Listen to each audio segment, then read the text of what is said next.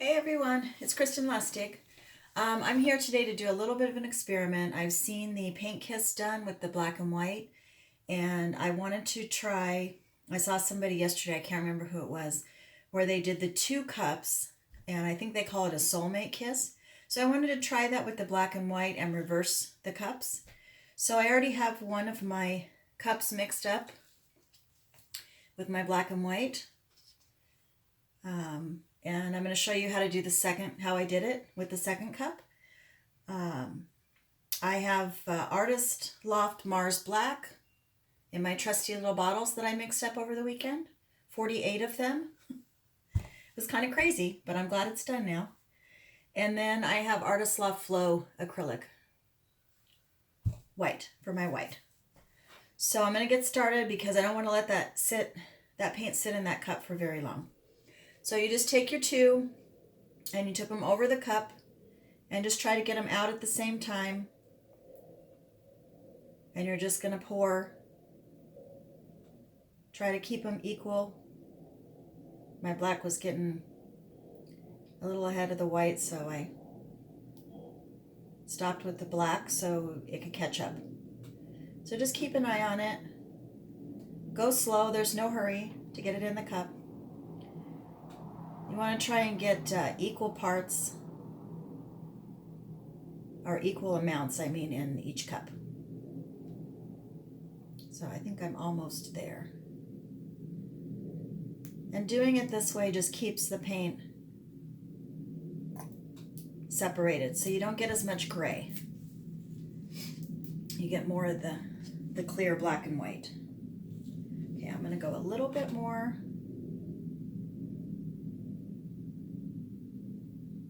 Okay, that should be good. And a little bit more. Just a touch. All right. And then what I want to do with the pour is I want to be reversed. So I don't know if you can see in the cups, but I've got the black here, the white here, the white here, and the black here. So they're opposite. So I'm going to see what we get when we pour. Could be a mess, but we'll find out. And I have my 12-inch round. I've got my push pins in the bottoms to keep it up off the table. That lets the air go underneath and helps it dry quicker. All right, my one cup is settled a little bit too much, so it'll be interesting to see how that comes out. But I'll squirt a little bit more black in there, just because I feel like the white is pushing it over. Okay, and go. So when you're doing a paint kiss, you're just going to bring the cups up till they match, and then you're just going to let them pour together. And you can kind of pull in and out. Okay, here comes my black.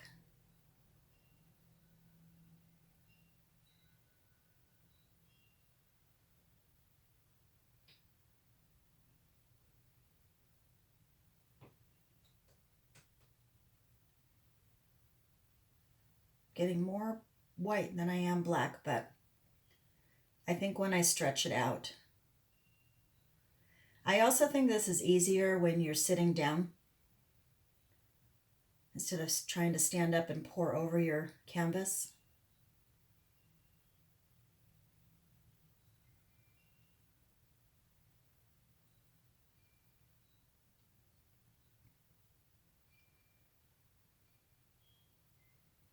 I'm really curious to see too how it comes out on the round canvas. I bought these at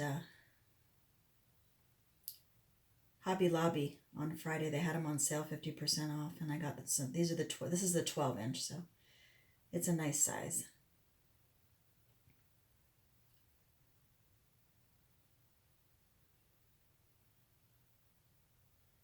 Try to keep your paints too just barely kissing.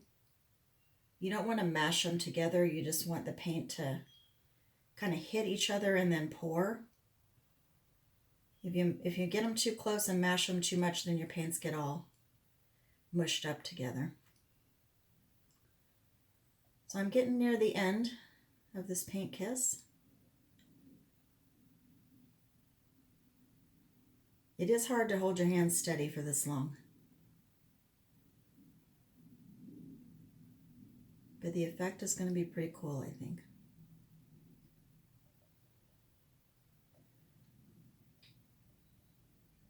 Okay, then just decide where you want to stop and try not to get any drips, so you want to pull up and get your cups away. Okay, that looks pretty cool. I'm interested to see what it looks like when we stretch it out. I'm going to go ahead and pop some bubbles with my torch.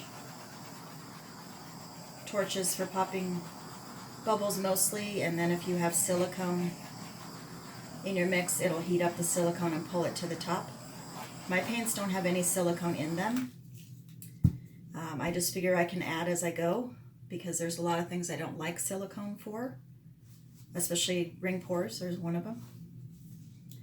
Okay, I think because the paint doesn't look very thick, I think I want to go ahead and put some white around the edges. So I have this over there waiting. This is my acrylic flow white by Artist Loft, thinned down. So I'm just going to go with those bottles. I'm just going to go around this.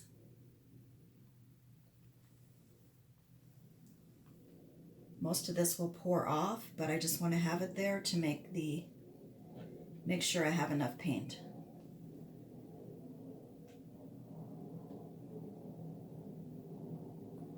Okay. Be careful not to drip that into your pour too.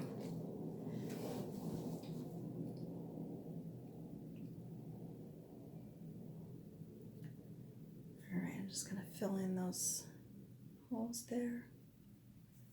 All right, let's go ahead and start tilting.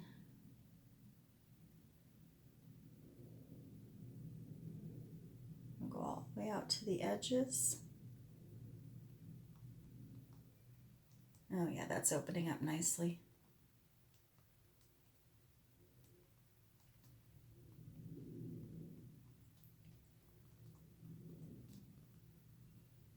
Okay, now I'm going to stop and look at it and look at my composition and see if I want to stop there or if I want to continue to cover these edges. Because sometimes I like a composition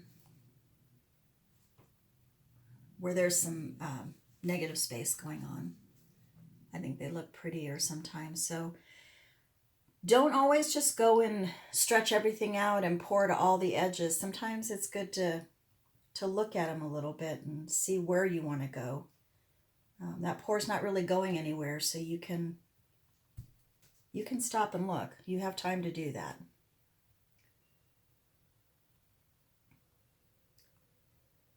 I'm going to bring that back over here on this edge.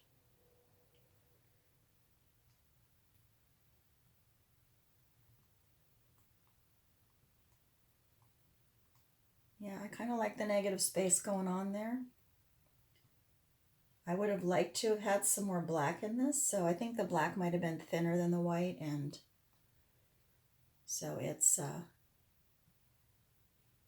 kind of hiding under the white.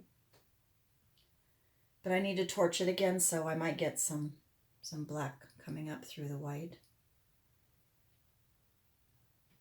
I did one of these last night. You guys might have seen it on one of the Facebook pages that I'm on. That was really cool. I'll show it to you in just a minute. I just love these round canvases. They're really cool. All right, now do I want to stop there or do I want to stretch it out some more? That is the question. I think I might even go in just to give it some more black, maybe. I want to make sure you guys can see this when I do it. I like the negative space, but to me it's too much white. There's not enough black in here. So I'm going to go in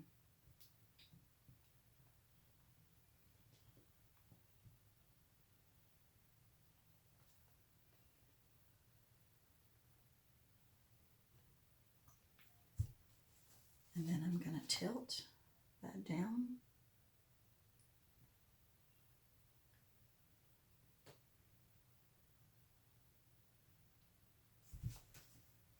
Pull it back.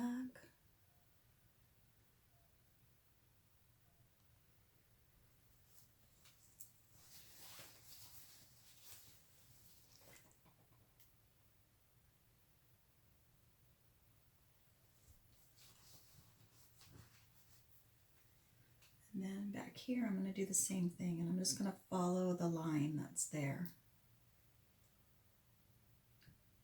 And I'm giving it kind of lines because it kind of follows the pattern of the lines instead of just doing a solid black there.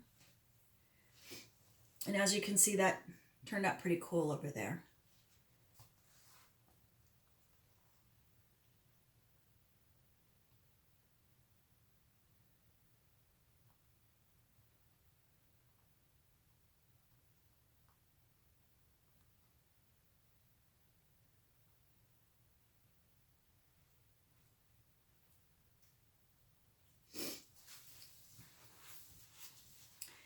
Now, I like to do everything kind of in threes. I'm going to add a little bit more black in there. I've got white all over my bottle. Not good.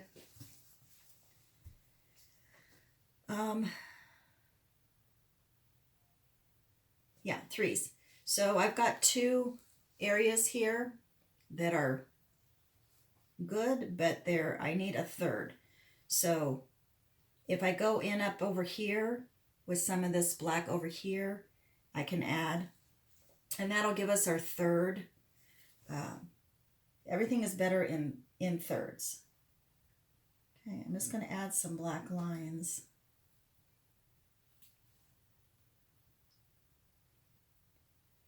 Over there. Okay, and then we're going to tilt off.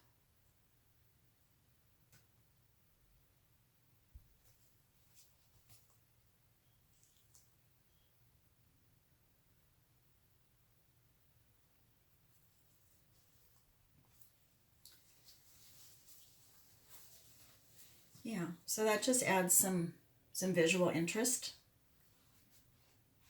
So what I was saying, if you have 3 is always better than 2. It just makes for a better composition altogether. So yeah, I think that's pretty cool. Let me torch it one more time.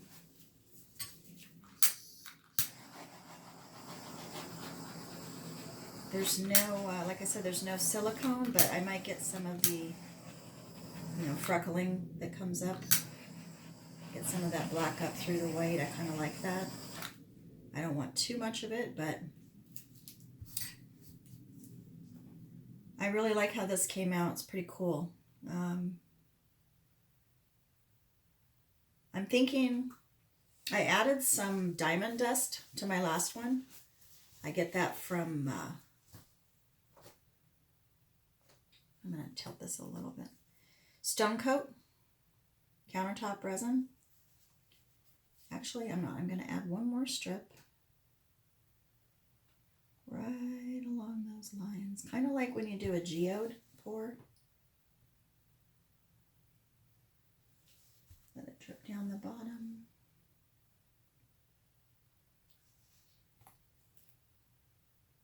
Because this kind of reminds me of a earthy geode, kind of. Anyhow, back to the, I got off track. Back to the Stone Coat countertop resin. I have some of their diamond dust. And last night I got a little carried away with it on the painting, but I really liked it when it was done. I had to tilt off some of the areas because I forgot you can't just sprinkle it on. You have to kind of be really, usually I just tip my finger in there. But I think I'm going to go grab it because I think this needs a little bit of diamond dust. Because isn't everything better with glitter? I think so.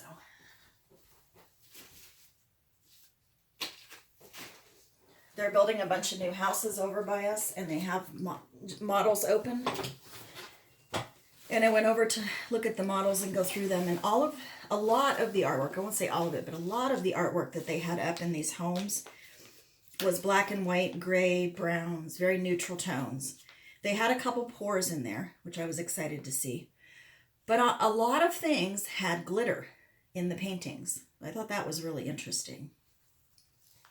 So this is it's called Diamond Dust Metallic that I get from Stone Coat. And I just dip my finger in it, usually, and then just sprinkle. A little bit goes a long way. And I know you guys probably can't see how this is coming out, but it is really cool. It just, whoo, too much. See, I went to the pinch thing again.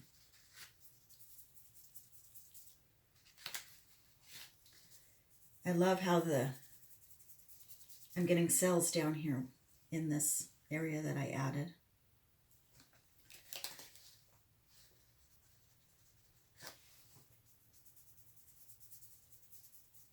So yeah, a lot of the paintings that they had up had glitter, and I mean a lot of glitter in them. They were pretty cool. I love how this glitter hits when it hits on the black too. It's really awesome. I'm gonna tilt this down a little bit because I got a little carried away with the glitter over here. And when you get carried away with the glitter, there's really not a lot you can do except tilt it off. So just in that one little area. Okay, good.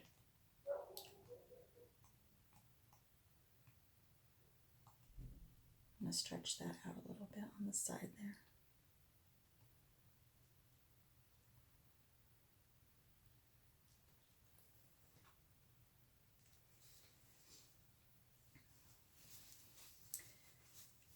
I also think it's nicer when you don't have the center thing going on here, when you don't have that right in the center. It looks better if it's off a little bit. If you're going for symmetry, it's best to have exact symmetry, and that's really hard to get. So it's better to have it off kilter a little bit. So yeah, I'm pretty happy with that. I think that my black was a little thin, and that might be why I got the smaller lines. But I think it's, you can always adjust and fix things as you're going. I think this will dry really nice and looks really cool with let me show you that one I did last night.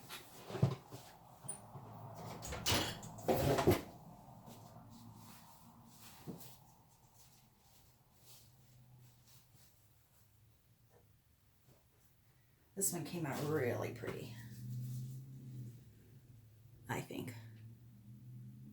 I really love those cells down there, and I don't know if you can see the glitter that shows up. And this one I used Naples yellow, Prussian blue with the metallic iridescent in it, silver,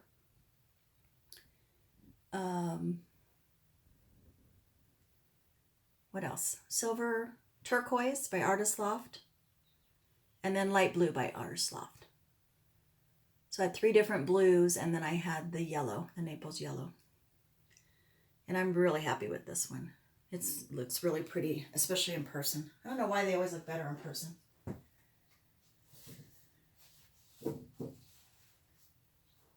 Most real paintings don't, because they get condensed by the camera, so they actually look a little bit sharper when you take a picture of something that's, I say real painting, this is a real painting, but real life painting, like a landscape or something. It condenses, the camera condenses, so it gets a sharper image of it.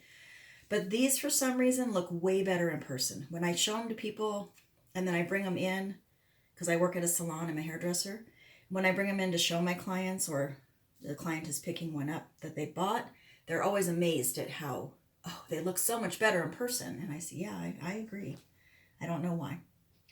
But anyhow, there's my experiment. I would change a few things next time. The black I thinned out too much, so that would be a definite. And I don't think I would reverse maybe the cups. Maybe pour them the same, the black and white the same. So that's it for today. Hope you enjoyed it. Click like and share and hit that subscribe button, and I will be doing a video once a week, so you guys can, if you hit the little bell by the subscribe, you'll be able to see my video every week. It'll notify you. So thanks a lot. I'll see you guys soon.